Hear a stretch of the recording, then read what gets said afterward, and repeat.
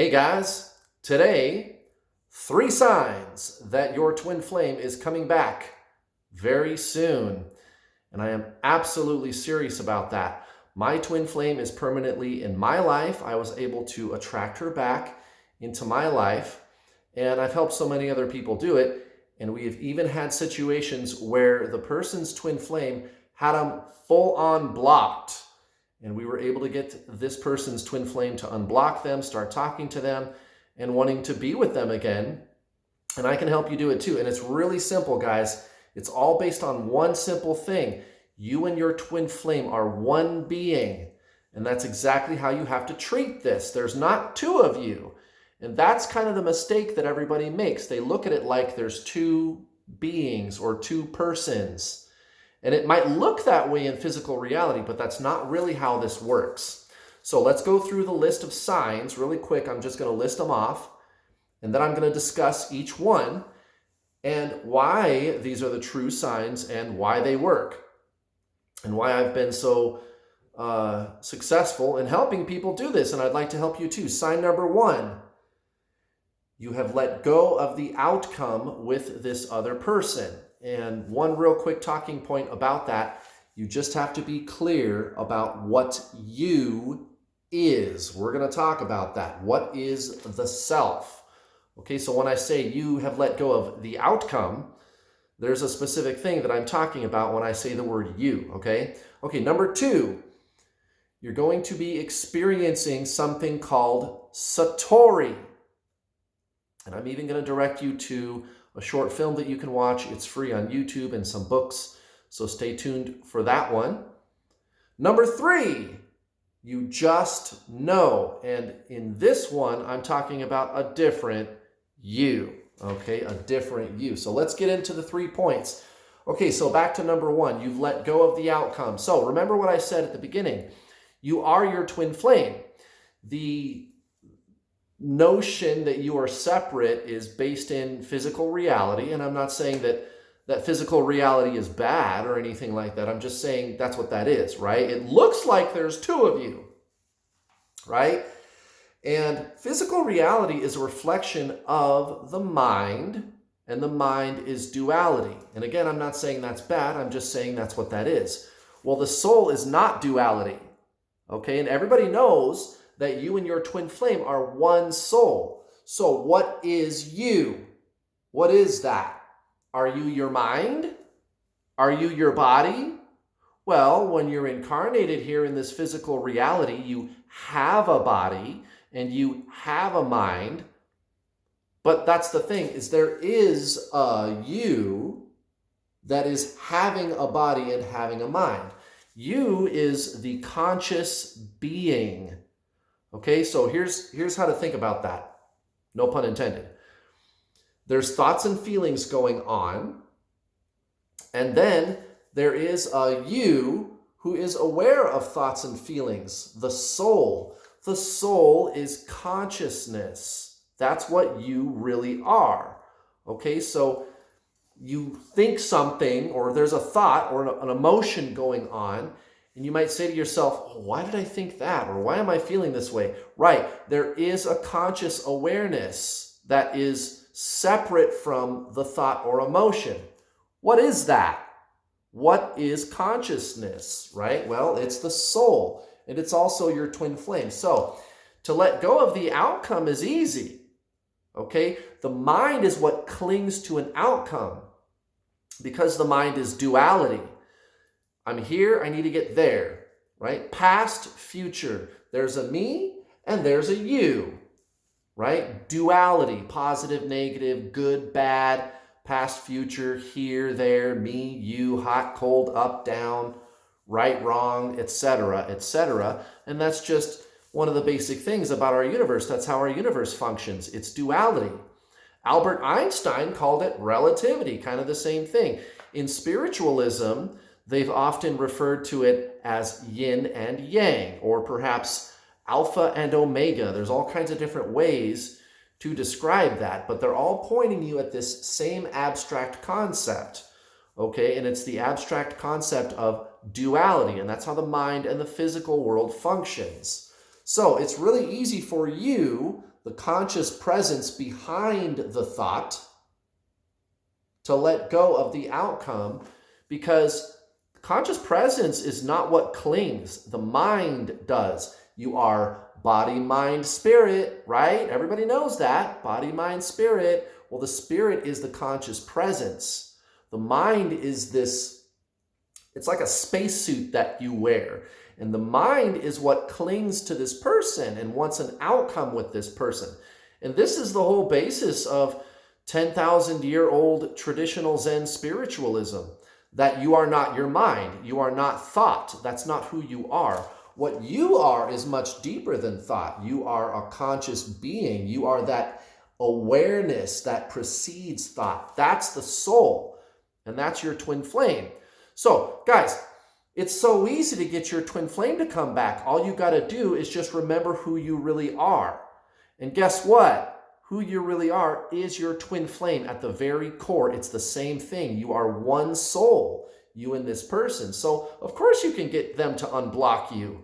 And it's not ridiculous to say that, or like far-fetched or anything like that. It's easy. And I've helped over 3,500 people do it. Okay, and I've done it myself. It's easy. You have all the control in the world over this situation because you are them. You absolutely can do something about this. Okay, let's go to talking point number 2 now. Satori.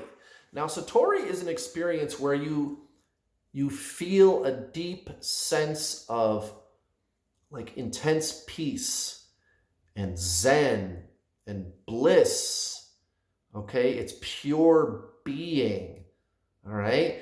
And I guess you could say what's happening is the ego, mind, personality, it just kind of yields for a while. It's like it falls away and there's no thought or emotion going on, but you feel this very intense peace and you just feel very tranquil. And it's very hard to describe. Okay, here's why. A description is a thought. That's the mind, and I'm not saying that's bad. That's just what that is. But what I'm trying to show you is the soul, which is your twin flame, right? And the felt experience of soul is called Satori, and it's this peaceful, blissful experience of Zen, okay? And the mind, it just kind of falls away. It subsides for a while, and you feel this euphoric sense. It's not emotional. It's very hard to describe because it's the soul, and the soul is consciousness.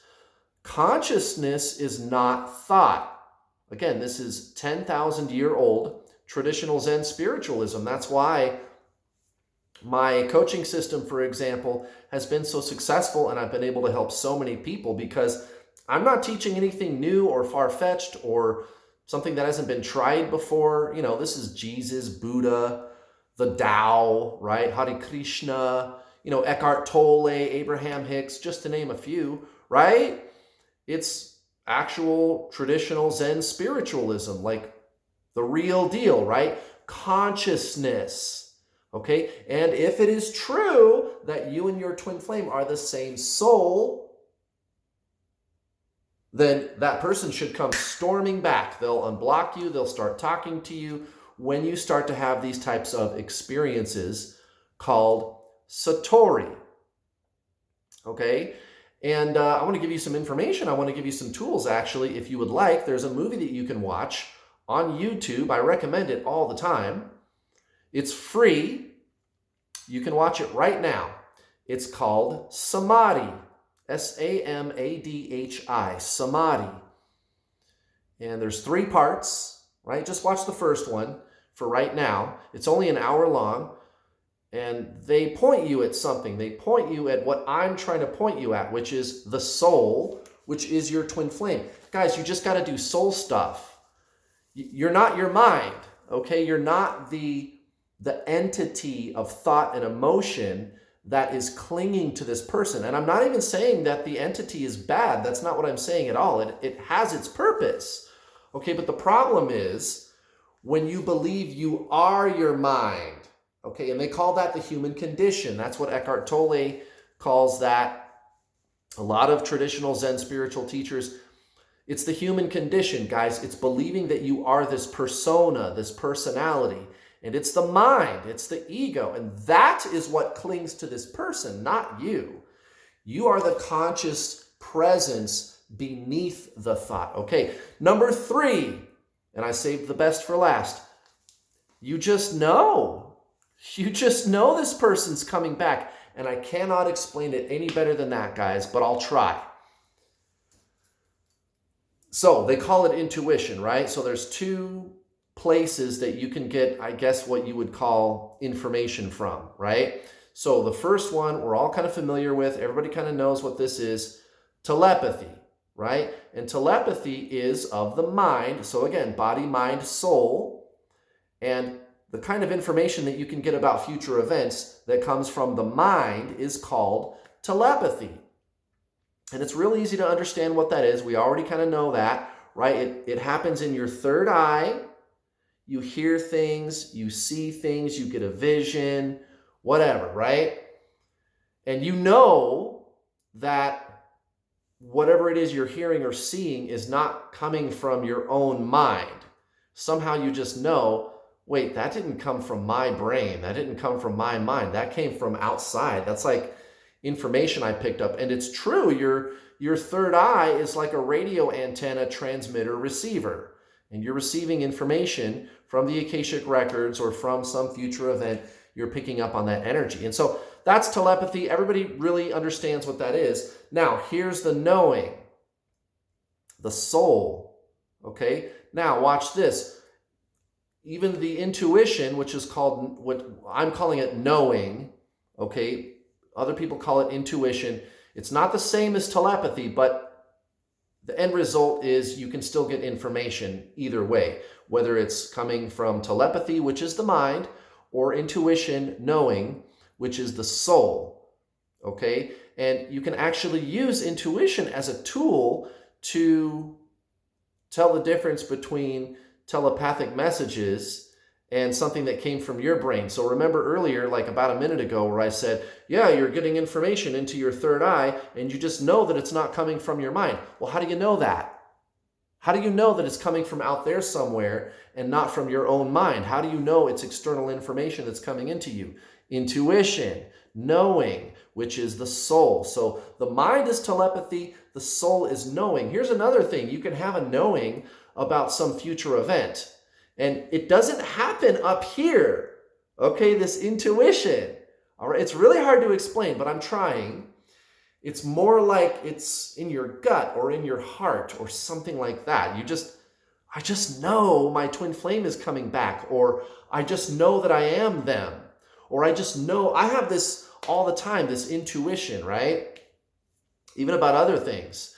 And I've noticed whenever I have one of these intuitive experiences of knowing, my mind comes in and it casts doubt.